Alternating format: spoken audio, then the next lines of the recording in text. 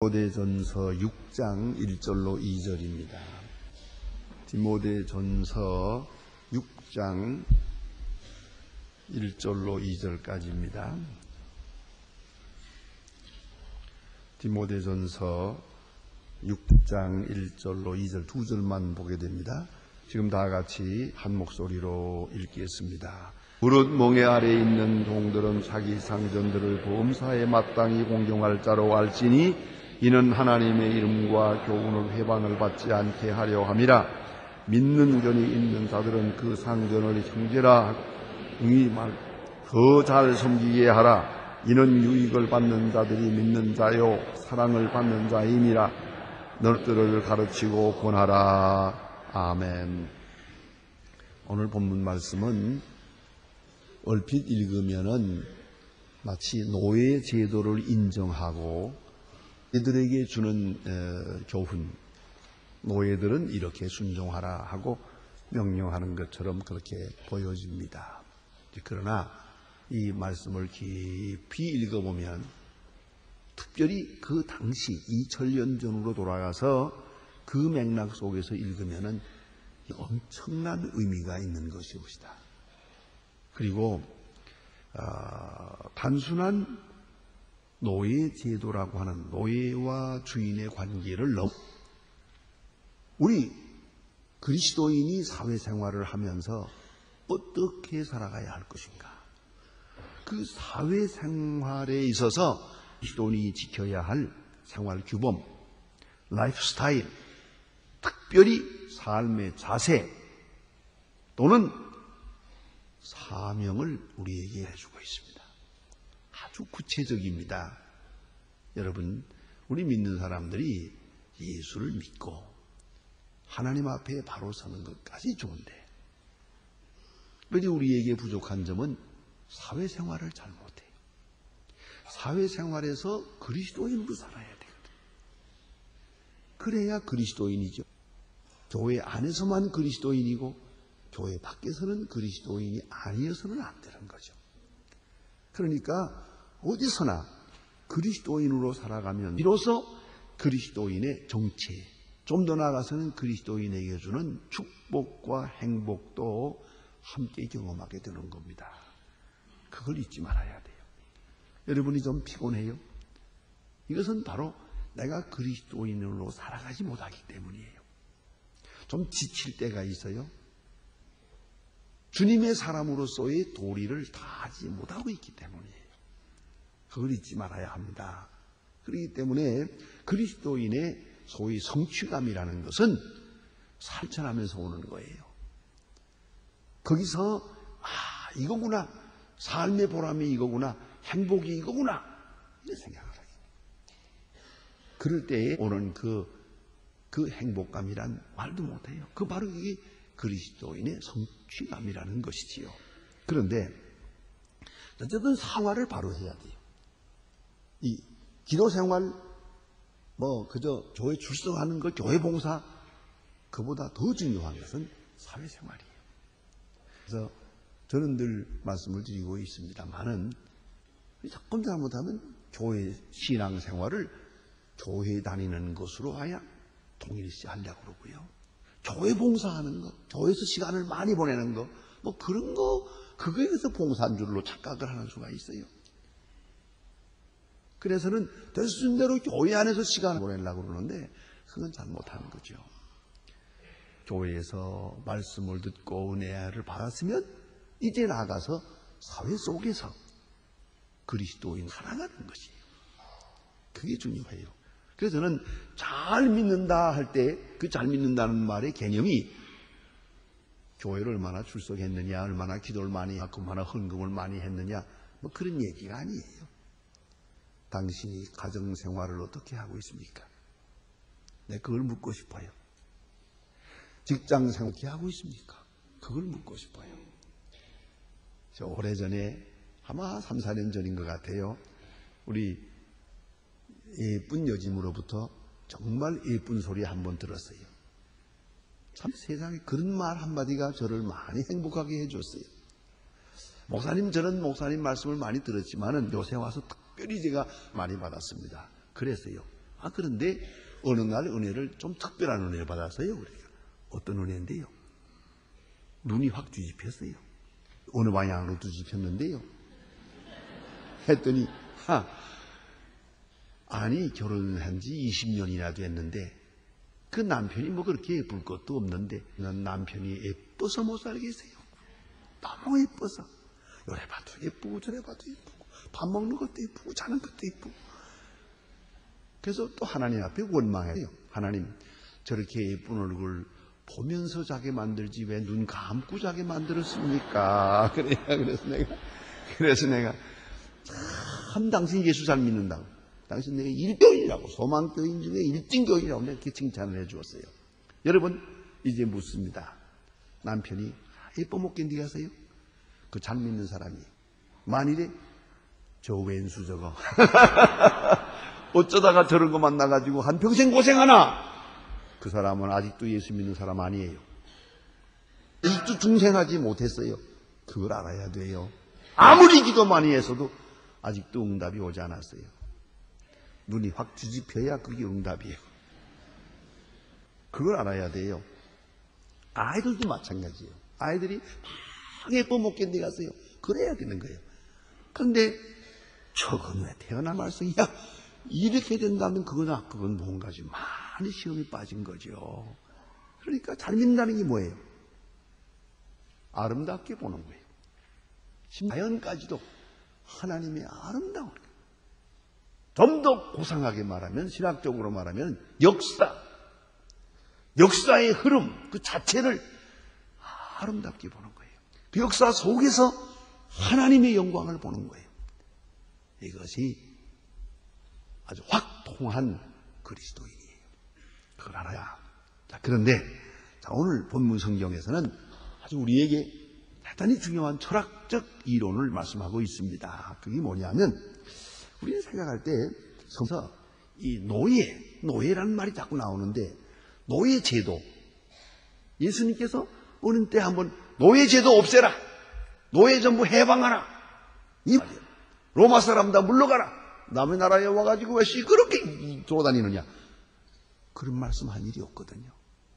똑바로 아세요. 예수님은 제도에 대해서 흥미가 없어요. 요새 말을, 제도라는 말을 철학적 개념으로 바꾸면 수학조라고 하는 거예요. 요새 개혁이라는 말 많이 하죠. 구조개혁, 개혁이 뭐예요? 지금 개혁하는 지가 지금 대통령 몇 사람 지나가면서 밤낮 외치는데 된 거 하나도 없어요. 그런 것 같아요. 그게 바로 구조로부터 개인으로 문제를 해결하려고 하는 거예요. 구조부터 먼저 해결해 될 것이다 이거예요. 개인은 힘이 없으니까 공동체와 집단과 구조, 이 스트럭처, 구조부터 먼저 해결이 돼야 개인의 문제가 해결이 되겠다고 생각하는 것이 일반적인 개념이에요. 그러나 예수님은 그렇지 않아요. 성경은 그렇지 않아요. 구조에 대해서는 아무 이의가 없어요. 그 구조라는 것은 사회의 발전 과정에서 그 문화의 흐름에 따라서 물이 흐르듯이 흘러가면서 생겨진 것이에요. 사실은 누구도 막기가 어려워요. 그 구조라는 건. 이제 문제는 구조 안에 있는 구성원인 개인이에요. 문제예요. 개인도 개인의 심령의 문제예요. 그래서 예수님은 내적인 세계로 돌아가서 인간을 바꾸려고요. 중생이 중요해요. 한 사람 한 사람이 비록 더디지 중생하는 길이 먼저예요. 그래서 저기 나가서 사회까지 변하고 구조가 변하게 돼 있어요. 개인이 먼저냐, 구조가 먼저냐, 내적인 것이 먼저냐, 내적인 것이 먼저냐. 여러분, 뭐 그런다고 그래요.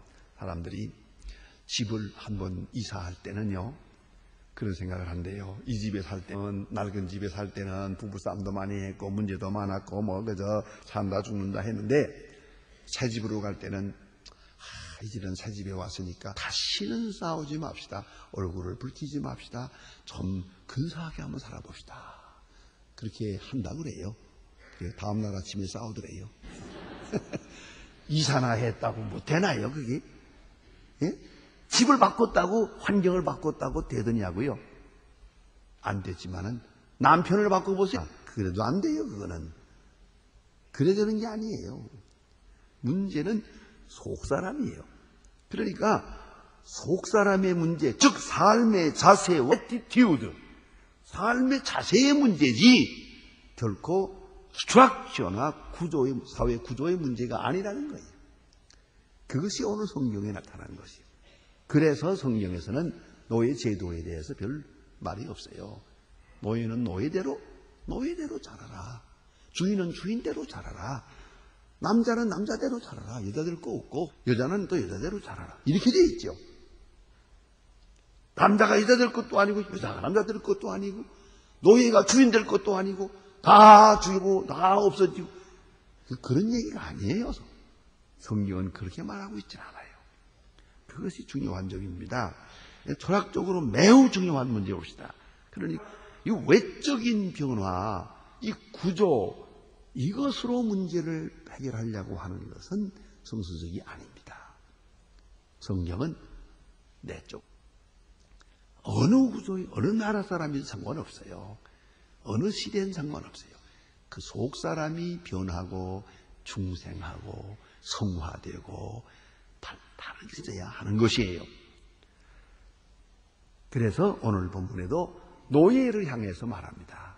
노예들은 노예 생활에서 자유로워져라, 도망해라, 주인으로부터 벗어나라, 그런 얘기가 아니에요.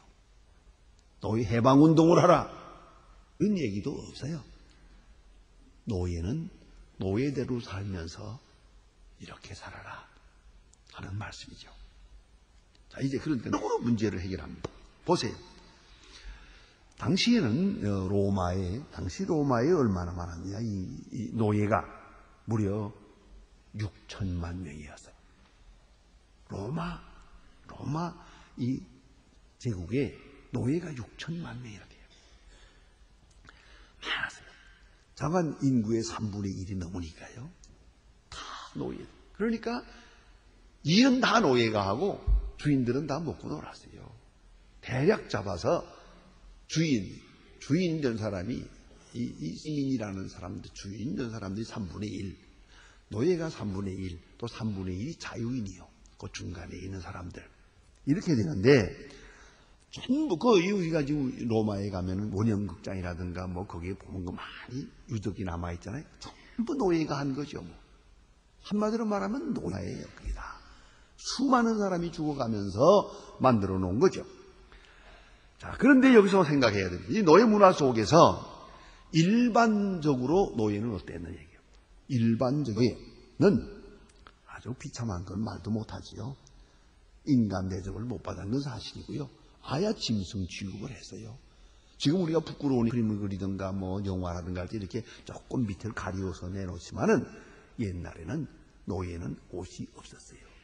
애당초 옷도 없고 신발도 없고 그리고 이렇게 지푸라기 놓고서 돼지우리처럼 하고 거기서 잤어요. 완전히 동물 취급했다니까요. 그 많은 기록이 나와요. 당나귀하고 노예는 똑같대. 그런데 노예는 말을 알아듣고 당나귀는 말을 못 알아듣는데 노예도 태반이 말을 못했어요. 이만 하고요. 왜냐하면 말하면 시끄럽잖아요. 말 못하겠지. 말을 못 하다 보니까 아예 뭘 못 배웠어요. 듣기만 해요. 그런 비참한 거예요. 서로 말도 못하게 했어요. 일체 말 어렸을 때부터. 그래 말을 못하지. 듣기만 하고 가라 하고 가면 이렇게 돼요. 아주 짐승 취급받은 거예요. 팔고 사고 마음대로 팔고 사고 그런 거 아닙니까? 그러다가 심지어 시장에 내다 놓고 경매 불렀잖아요. 이거 얼마짜리요? 이런 정도가 됐죠. 그런데 문제는 마음대로 때릴 수 있고 마음대로 죽일 수 있어요. 주인이. 그런데 만약 노예가 도망을 한답시다. 주인으로부터 도망을 했다면 그때 언제가 잡히지 않겠어요? 잡히면 그 다음에는 주인도 용서하지 못해요. 노예 제도를 지키기 위하여 이건 법적으로 십자가에 못 박아 죽였어요. 이건 내가 주인이 돼서 내가 용서하려고 해도 안 돼요. 이건 노예제도 전체를 지키기 위하여 이건 죽여야 된다. 십자가에 못 박았죠. 그게 바로 십자가가 뭐라고 하는 형법이 생기게 된 이유입니다. 자, 이렇게 노예가 비참했어요. 그런데 다음 문제예요. 그리스도인 노예가 있어요. 교회에서는 노예를 사람으로 대접했어요. 이걸 알아야 됩니다. 오늘 예수 믿는 노예는 야라라고 말했는데 그 배후에는 무슨 소리가 있는 거 아니? 그것이 바로 교회에서 노예를 사람으로 형제로 취급했다는 것이죠. 이게 얼마나 중요합니까? 예? 그 얘기가 그 뒤에 깔려 있어요. 그걸 잊어서는 안 돼요. 반드시. 그러니까 노예 제도가 어떠니 그것이 아니라 교회에서 노예를 형제 자매로 영접해서 동등하게 대했다는 거죠. 똑같이. 동등의식, 평등의식, 이 보편의식이 이 문제입니다. 그래서 노예, 가난한 사람, 여성 다 같이 똑같이 형제요, 자매요 이렇게 했단 말입니다. 교회 안에서는 말이죠. 엄청난 얘기죠. 이거는 있을 수가 없는 거죠. 이게 기독교의 본질입니다. 요새 새벽 기도회 때 한번 말씀을 드렸습니다만은 21세기를 살아남으려면 어떤 인간상이 되어야 되느냐 할 때 적어도 세 가지 차별의식을 극복해야 된다. 그럽니다. 첫째가 뭐냐면 인종차별. 이제는 우리가 세계화돼서 뭐 까마든 희든 누라든 상관없어요. 인종차별 때 안 됩니다. 이거. 어떤 일이든지 인종차별은 안 됩니다. 우리 마음속에서 싹 빼버려야 됩니다. 그리고 살아야 됩니다. 두 번째는 성차별, 남자, 여자. 이거 완전히 벗어나야 됩니다. 그러니까 여자라고 낮고 남자라고 높고 그런 생각은 있을 수도 없어요. 그러니까 또 한 가지는 높다 낮다 또 하나 중요한 자기 자신으로 돌아볼 때는 교만하지도 말고 열등의식에 사로잡히지도 말고 비굴해지지도 말고 잘난 체 하지도 말고 이게 바로 평등의식이에요. 절대 비굴할 필요가 없어요. 있거나 없거나 높거나 낮거나 상관없어요. 완전한 평등의식을 가져야 되고 또 하나가 있어요. 연령차별. 그래서 요새 외국에서는요. 이력서를 쓸 때 나이를 쓰질 않아요. 사람 만날 때 나이를 묻지 않아요. 몇 살이든 말든 그 일을 할 수 있으면 되지. 못하면 못하는 거고. 그러니까 나이 많다고 무슨 벼슬처럼 생각하지도 말고 나이가 적고 무슨 이렇게 유약해질 필요가 없어요. 능력대로요. 예, 그걸 알아야 돼요. 아직도 우리는 봉건무 속해 있어서 그래도 나이가 있어야지. 어린 게 그리고 선배가 어떻고 후배가 어떻고 그런다마는 선후배가 그게 망조예요. 왜요? 후배가 자라날 수가 없어요. 선배가 꽉 눌러가지고요. 이게 우리나라가 이 세계 경쟁에 이렇게 같이 가려면요. 빨리 그걸 잊어버려야 돼요. 그리고 외국에서는 25살짜리가 회장도 되고요. 큰 회사의 회장도 되고 그래요. 근데 우리는 아직도 그 어린 것이 뭘 하노 일. 아직도 우리 생각은 아직 잘 안 빠져나가거든요. 그러니까 20세기를 지향하려면 적어도 이런 차별의식을 버려야 되는데 옛날 이 사람들은 여기 굉장하고 방금 눈앞에 노예가 있잖아요. 노예 제도 속에서 노예를 형제 자매로 같이 대했어요. 그게 취급했다는 거예요. 얼마나 놀라운 얘기입니까? 아주 엄청난 인간혁명이라고 볼 수가 있습니다. 여기에 문제가 되는 것은 이 그리스도인 노예가 있어요. 노예는 그리스도인이에요. 기독교인인데 자기가 속해 있는 자기 주인은 믿지 않는 사람이에요. 이럴 경우 어떻게 하면 좋겠어요? 이럴 경우가 있다면 오늘 본문대로 보면은 이건 잘해야 돼요. 왜요? 사명이 있잖아요. 내가 그리스도인이기 때문에 조금 잘못하게 되면 예수 믿는 게 저 따위라 그럴 거 아니? 그러니까 내가 주장할 권리라도 더 양보하면서 더 온유하게 더 충성을 다할 필요가 있죠. 하나님을 위하여, 그리스도인의 이름을 위하여. 저는 지난 봄에 미국에 갔다가 참 전에도 한번 뵌 일이 있지만은 이번에 가서 뵌 지가 이름을 실례가 될까봐 대겠습니다.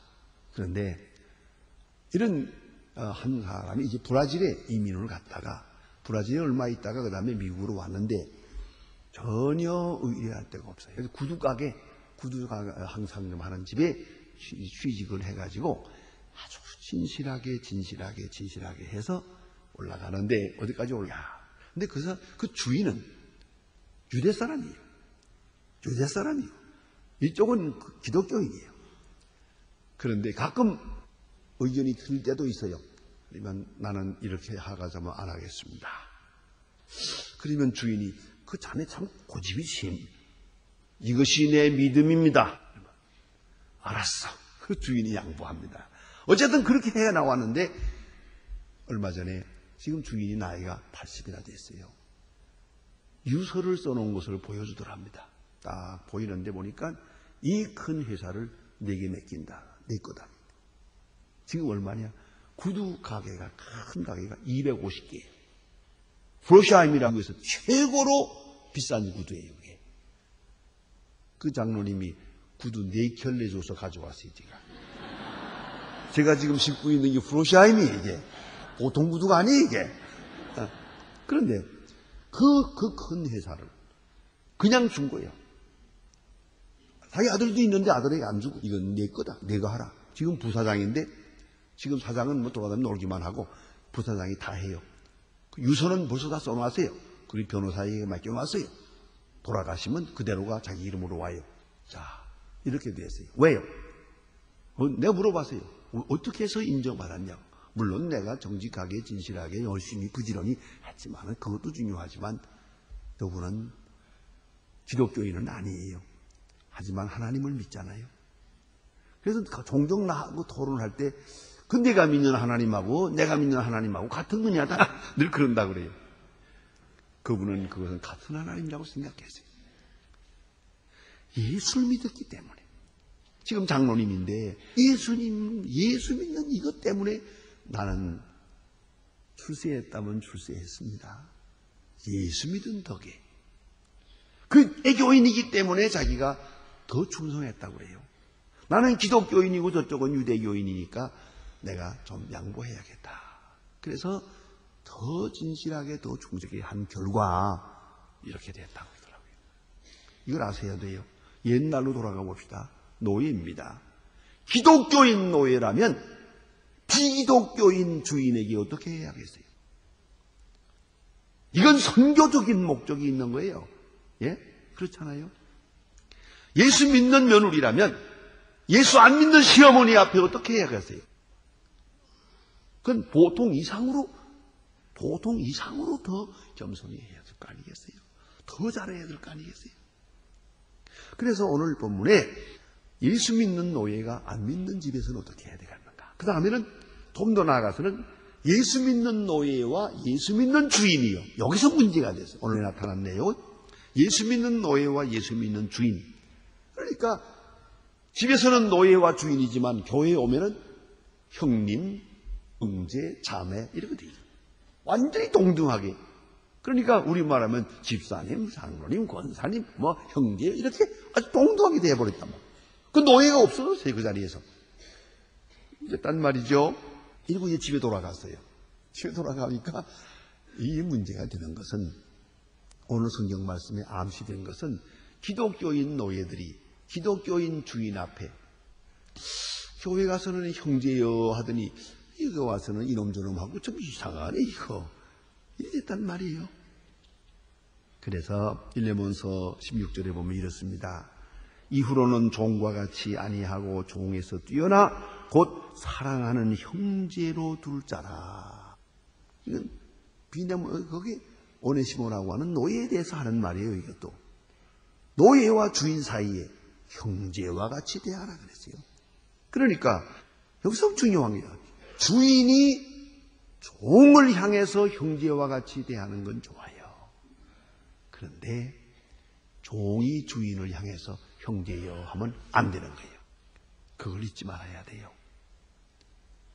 여러분 이걸 아셔야 됩니다. 자, 우리가 동창회 이런 것도요. 네가 잘 취한 사람이 있어요. 이 참 높이를 받는 사람이 지금 아주 좀 어려운 형편에 있는 사람을 만나서 악수하면서 이 사람이 내 동창이라고, 내 친구라고 이렇게 말하면 그를 높여주는 게 되죠. 그런데 아주 형편없는 사람이, 감옥에 있는 사람이 그 아무장관 내 친구야 이러면 되겠나? 내 동창이라고 그러면 어떻게 되겠어요? 이걸 아셔야 돼요. 사랑은 내 편에서 사랑을 하는 것이 상대방에게 사랑을 강요하는 게 아니에요. 사랑은 강탈하는 게 아니에요. 강탈할 수 있는 성격도 못 돼요. 그러니까 오늘 예수 믿는 노예라면 노예로서 나는 더 잘해야겠다 하는 마음으로만 하는 건 좋아요. 그런데 이거 주인이, 예수 믿는 주인이 왜 저 모양인가? 예수 믿는 주인이 이거 안 믿는 사람보다 더 나쁘구만. 교회 가서는 형제요 형제요 하다가 집에 와가지고 이거 저 사람이 도대체 교회에서와 집에 다르네, 이런 식으로 나와서는 안 된다는 것이죠. 다시 말하면 신앙을 빙자해서 내가 게을러지든가 불충성해서는 안 돼요. 바울은 여기서 오묘한 말씀을 해요. 여보세요. 2절에 믿는 상전이 있는 자들은 그 전을 형제라고 경히 여기지 말고, 형제라 해서 경히 여기지 말아라, 경솔하게 여기지 말고, 그 다음에 보세요. 더 잘 섬기게 하라. 아주 구체적으로 말합니다. 이는 유익을 받는 자들이 믿는 자요 사랑받는 자임이니라. 얼마나 있는 얘기예요. 내가 더 잘하면 그가 좋을 거 아니에요? 내 주인이 좋아할 거 아니에요? 그 주인이 누구요? 기독교인이란 말이에요. 내가 하는 형제란 말이에요. 그런 거로 더 잘하라. 믿는 노예는 믿는 상전에게 더 잘, 유익을 얻는 자가 바로 기독교인이 아니더냐고요. 그가 바로 그리스도인이 아니더냐. 그런 거로 더 잘할 것이야. 얼마나 중요한 얘기입니까? 그 유익이 그에게 돌아가고 있으니까 말이에요. 우리가 이걸 알아야 합니다. 어느 직장에 있든 이걸 생각해야 됩니다. 나는 그리스도인이에요. 나의 진실을 다 할 것이에요. 좀 더 나아가서 그 상전이 그리스도인이라면 더 잘할 것이요. 예수 믿는 가정을 더 많이 도와줘야 될 거 아니에요? 더 잘해야 될 것이요. 특별히 중요한 것은 예수 믿는다고 해서 신앙을 빙서 게을러지던가, 신앙을 빙자해서 상대방에게 인내를 요구해서는 안 돼요. 내가 참는 것은 좋지만 상대방에게 인내를 요구하는 것, 그것은 잘하는 일이 아닙니다. 그러면 오늘 본문에서 우리가 생각해야 합니다. 무슨 교훈이냐? 그리스도인의 생활 양식은 언제나 하나님의 이름을 생각해야 돼요. 오늘 본문에 보니까 하나님의 이름과 교훈으로 회방을 받지 않게 하려 합니다. 나 때 하나님이 욕을 당해서는 안 되잖아요. 하나님의 이름이 회방을 받아서는 안 되는 거예요. 그걸 잊지 말아야 돼요. 재미있는 얘기가 있습니다. 저 이북에 철산이라는 곳이 있어요. 북한 사람들은 털산이라 그래요. 철산이 있는데 거기에 어느 옛날에 목사님들이 많지 않을 때 전도사님이 계셨어요. 최전도사님이라고 하는 분이 있는데 장지부수가 돌았어요. 온 마을에. 차가 돌 때는 장지부수 걸렸다는 게 확인하면 그 다음에 새끼줄을 딱 치고 이거 출입금지 이렇게 하는 거거든요. 그것밖에 도리가 없어요. 방법이. 그렇게 할 때인데 예배당이 있고 이 교회 약하니 어려우니까 예배당 옆에 여기 기도실이 있는데 옆에 방 하나 꾸려가지고 여기 전도사님네 방이에요. 문 하나 열면 방이고 문 하나는 교회예요. 그런 방이 하나 있는데 거기에 사시는데 전도사님 부인이 장지부수가 걸렸어요. 순경이 와서 딱 일본 순사가 와서 보더니 일본 시대에 순사가 와서 보더니 딱 조사해 보더니 장지부수요. 그러니까 새끼줄 쳐야겠다고. 또 어떻게 치겠어요? 예배당 치는 거. 딱 치고는 이 예배 못 드립니다. 교회 집회 불가. 이게 됐단 말이에요. 그러니까 전도사 아니요. 강지부수 아닙니다. 강기입니다. 그랬어요. 그러니까 그 일본 순사가 재미있게 말이에요. 이런 얘기를 했어요. 그럼 내기합시다. 내가 이제 일주일 후에 다시 오겠는데 그때 일어나면 강기고 그때 못 일어나면 강지부수고 그러면 예배당 불지르겠어. 그랬다고. 그러라고 그랬어요. 자, 이렇게 해놨습니다. 순경은 갔습니다. 그 다음에 이 최전도사님 이 강단에 딱 엎드려가지고 하나님 앞에 최씨 기도를 했습니다. 최씨가 고집이 있잖아요. 뭐라고 이런지 아세요? 하나님 바꿔놓고 생각해 보십시오. 내가 지금 거짓말 안 하게 됐어? 거짓말은 내가 했습니다마는 하나님의 영광을 위해서 하나님이 책임을 지시오. 이렇게 바꿔놓고 생각해 보세요. 내 마누라가 장지부수가 되면은 새끼줄을 치고 예배를 못 드리게 하겠답니다. 하나님의 영광이 가려워지지 않을까? 거짓말은 내가 해서나 책임은 뭐 하나님이 져야 됩니다. 그냥 기도했습니다. 그런데 아침에 그 집에 딸아이가 와서 아버지를 흔들어요. 아버지, 엄마가 조반 잡수시래요. 그래서 조반을 누가 했는데?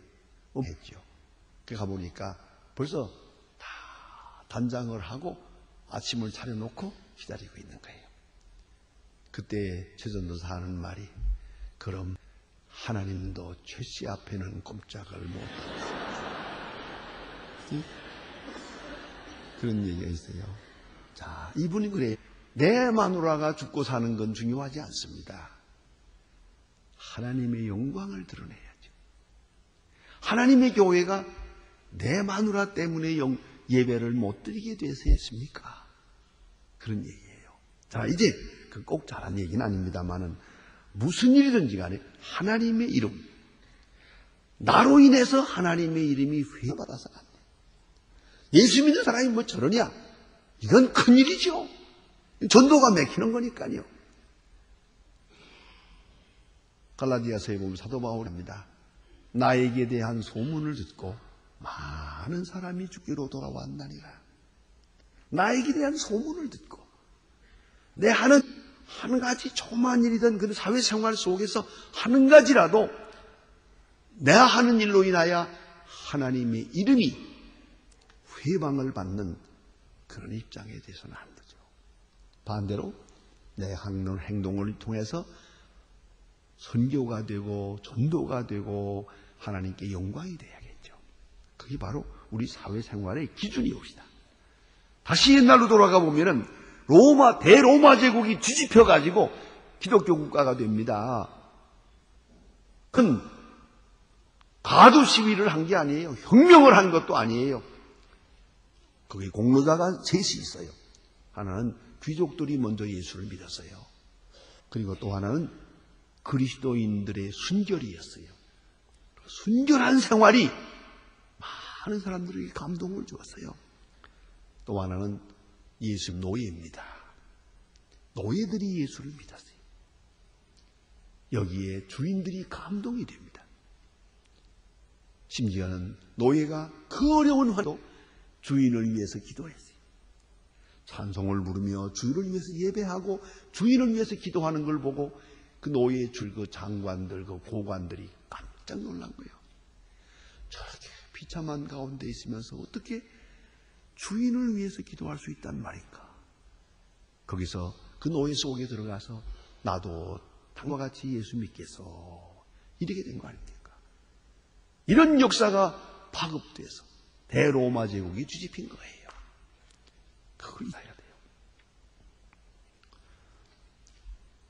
우리는 사회생활 속에서, 가정생활 속에서 어떤 모습으로 살아가야 되겠는가를 확실히 알아야 할 것입니다. 기도하십시다.